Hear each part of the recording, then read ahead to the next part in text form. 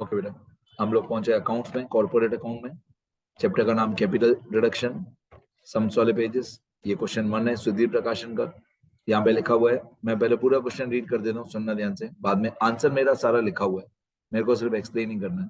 The share capital of Parul limited was divided into 20,000 equity share of 10 each fully paid up। ये इनका old equity share capital है। मैं पहले पूरा question read कर लेता हूँ। The general reserve was rupees 3 lakh and security premium was 20,000। Additional capital was required for the development of the company. The shareholders therefore sanctioned the following scheme. First, each equity share be divided into 3 equity shares of 10 each and 2 preference shares of 10 each. Both the class of shares were to be deemed as paid up to the extent of rupees 5 per share. A call of rupees 5 per share to be made on both the class of shares. Rupees 2.5 per share of which will be adjusted against general reserve and the balance 2.5 be called up payable in cash. Security premium account is to be written off.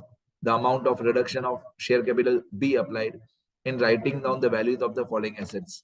Research and development expense 1 lakh, goodwill 40,000, building 1,50,000, machinery 95,000, stock 85,000, furniture 48,000. Pass necessary journal entries to give effect to the above scheme. अब हम यहाँ से शुरू करते हैं। ये जो पुराना इक्विटी शेयर कैपिटल था वो 20,000 शेयर्स था और 50 ईच। तो मैंने यहाँ पे सब लिख के रखा है, ठीक है। मैं क्या करूंगा, कलर चेंज करते जाऊंगा जो भी मैंने लिख के रखा है। पुराना जो इक्विटी शेयर कैपिटल था वो 20,000 शेयर्स था ऑफ रुपीज 50 ईच, तो ये 10 लाख रुपीज हुआ। तो जो मैंने समझा दिया उसका बैकग्राउंड कलर चेंज कर दूंगा, ठीक है। अब जनरल रिजर्व हमारे पास यहाँ पे क्वेश्चन में लिखा हुआ है कि जनरल रिजर्व था हमारे पास 3 लाख और सिक्योरिटी प्रीमियम था 20,000। अब ये हम लोग प्रॉफिट वाली साइड लिखेंगे, चाहे क्वेश्चन में बोला हो कि नहीं बोला हो, और हम इन दोनों को प्रॉफिट में कंसीडर करेंगे और हमारा कैपिटल रिडक्शन अकाउंट क्रेडिट हो जाएगा। तो जनरल रिजर्व भी हमारा प्रॉफिट है, सिक्योरिटी प्रीमियम भी हमारा प्रॉफिट है, 3 लाख और 20,000। तो आपको मालूम है ये वाली स्टेटमेंट हम लोग बनाते हैं। इस स्टेटमेंट में लेफ्ट साइड पे सारे प्रॉफिट्स होते हैं, लेफ्ट साइड मतलब क्रेडिट साइड होता है, लेफ्ट साइड ये स्टेटमेंट में क्रेडिट साइड होता है, और राइट साइड ये स्टेटमेंट में डेबिट साइड होता है, उल्टा होता है। ये स्टेटमेंट में लेफ्ट साइड क्रेडिट होता है, लेफ्ट साइड सारे प्रॉफिट्स होते हैं। तो जनरल रिजर्व और सिक्योरिटी प्रीमियम रिजर्व चाहे क्वेश्चन में बोला हो कि नहीं बोला हो, ये हम लोग यूटिलाइज करेंगे ही करेंगे। और आगे चल के जनरल रिजर्व में एक और एडजस्टमेंट है, तो फिलहाल मैंने इसकी अमाउंट्स इनर कॉलम में लिखी है, ठीक है। आगे फिर आगे फर्स्ट एडजस्टमेंट पे पहुंचे। फर्स्ट एडजस्टमेंट में लिखा हुआ है यहाँ पे additional capital was required for the development of the company. The shareholders therefore sanction the following scheme. First, each equity share be divided into 3 equity shares of 10 each and 2 preference shares of 10 each। यहाँ पे हमारी company को कोई profit या loss नहीं हुआ, मतलब 50 रुपए का पुराना एक इक्विटी शेयर था, 50 रुपए का पुराना एक इक्विटी शेयर था, उसके बदले में 3 इक्विटी शेयर्स ऑफ 10 each, तो ये 30 रुपीज हुआ, और 2 प्रेफरेंस शेयर ऑफ 10 each मतलब 20 रुपीज हुआ। तो पुराना जो मैं कैलकुलेशन समझाता हूँ, पुराना जो 50 रुपए का एक इक्विटी शेयर था उसके बदले में हमने 3 इक्विटी शेयर दिए ऑफ 10 each। अब हम इसका एक रेशियो निकालेंगे। New equity share capital 3 equity share of 10 each, तो ये हुआ 30 रुपीज, ये हुआ 30 rupees 3 equity share of 10 each, और 2 new preference shares of 10 each। अब 2 new preference share of 10 each, ये हुआ 20 रुपीज। अब हम इसका रेशियो निकालेंगे, 30 रुपीज के नए इक्विटी शेयर और 20 रुपीज के नए प्रेफरेंस शेयर, तो इसका रेशियो हुआ 30:20। 30:20 मतलब 3:2। अब आपको क्या करना है, जो पुराना इक्विटी शेयर कैपिटल था 20,000 शेयर ऑफ 50 each, तो ये हुआ 10 लाख। इस 10 लाख को इस 3:2 में डिस्ट्रीब्यूट कर देना। तो अगर आप 10 लाख रुपीस को 3:2 में डिस्ट्रीब्यूट कर दोगे, आप 10 लाख के 2 पार्ट्स कर दोगे, मतलब 10 लाख मल्टीप्लाई बाय 3/5 और 10 लाख मल्टीप्लाई बाय 2/5, तो नया इक्विटी शेयर कैपिटल आएगा 6 लाख और नया प्रेफरेंस शेयर कैपिटल आएगा 4 लाख। फिर इसमें और आगे कैलकुलेशन की है मैंने, क्योंकि नया इक्विटी शेयर 10 रुपए का है, तो 6 लाख डिवाइडेड बाय 10 रुपए, तो number of new equity share आएगा 60,000, और नया प्रेफरेंस शेयर जो है वो भी 10 रुपए का है, क्वेश्चन में दिया हुआ है 10 रुपए, तो 4 लाख डिवाइडेड बाय 10, तो new number of preference share आएगा 40,000 शेयर्स। तो ये 60,000 शेयर्स ऑफ रुपीज 10 ईच, और ये 40,000 शेयर्स ऑफ रुपीज 10 ईच। मैं फिर से बोलता हूँ, पुराना इक्विटी शेयर कैपिटल था हमारा 10 लाख, इस 10 लाख को हमने 3:2 में डिस्ट्रीब्यूट किया, तो 6 लाख और 4 लाख आया। फिर 6 लाख और 4 लाख को दोनों को डिवाइड बाय 10 किया, तो number of new equity shares 60,000 और number of new preference shares 40,000 हमारा फाइंड आउट हो गया। ये 60,000 और 40,000 आगे चल के बहुत काम आएगा, सुनते रहना। और क्वेश्चन में क्या दिया हुआ है, both the class of shares to be deemed as paid up to the extent of 5 rupees per share। मतलब पहले 5 रुपए का जो एक इक्विटी शेयर था, सॉरी पहले 50 रुपए का जो एक इक्विटी शेयर था, उसके बदले में 30 रुपए के नए इक्विटी शेयर हो गए और 20 रुपए के नए प्रेफरेंस शेयर हो गए, और सबकी फेस वैल्यू 10-10 रुपए थी। अब हमने शेयर होल्डर्स को बोला कि दोनों को, both the class of shares were deemed to be paid to the extent of ₹5 per share.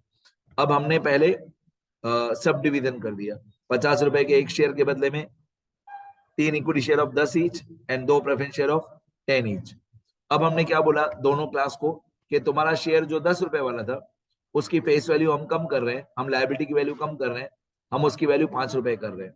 तो 10 रुपए के शेयर की न्यू मार्केट वैल्यू 5 रुपए हो गई, तो 5 रुपए हमारा प्रॉफिट हुआ। जितना डिक्रीज हुआ लायबिलिटी वो हमारा प्रॉफिट हुआ। सेकंड वाली एंट्री, सेकंड वाली एडजस्टमेंट में कैपिटल रिडक्शन अकाउंट क्रेडिट होगा। फर्स्ट वाले में सिर्फ सब डिवीजन है, 50 रुपए के बदले में 50 रुपए ही दिए, तो फर्स्ट रुपए में कोई प्रॉफिट या लॉस नहीं है। सेकंड वाले में 5 रुपए प्रॉफिट है। अब देखो कैपिटल रिडक्शन कितना हुआ, हमारा प्रॉफिट कितना हुआ, ये कैपिटल रिडक्शन मैं ब्रैकेट में लिख देता हूँ, हमारा प्रॉफिट मतलब सीआर अकाउंट क्रेडिट होगा। तो 60,000 शेयर्स थे, 10 रुपए का एक था, हमने उनकी न्यू मार्केट वैल्यू कर दी 5 रुपए, तो 5 रुपए हमारा प्रॉफिट हुआ। तो 60,000 शेयर्स पे 5 रुपए प्रॉफिट और 40,000 शेयर्स पे 5 रुपए प्रॉफिट। तो 60,000 शेयर्स पे 5 रुपए प्रॉफिट होता है 3 लाख, 3 लाख 3 लाख, और 40,000 प्रेफरेंस शेयर्स पे 5 रुपए होता है 2 लाख। तो ये हमारा प्रॉफिट हुआ 3 लाख और 2 लाख। इक्विटी शेयर्स में प्रॉफिट हुआ 3 लाख और प्रेफरेंस शेयर्स में प्रॉफिट हुआ 2 लाख। ठीक है, ये हमारा प्रॉफिट है। इस प्रॉफिट में कैपिटल रिडक्शन अकाउंट क्रेडिट हो जाएगा।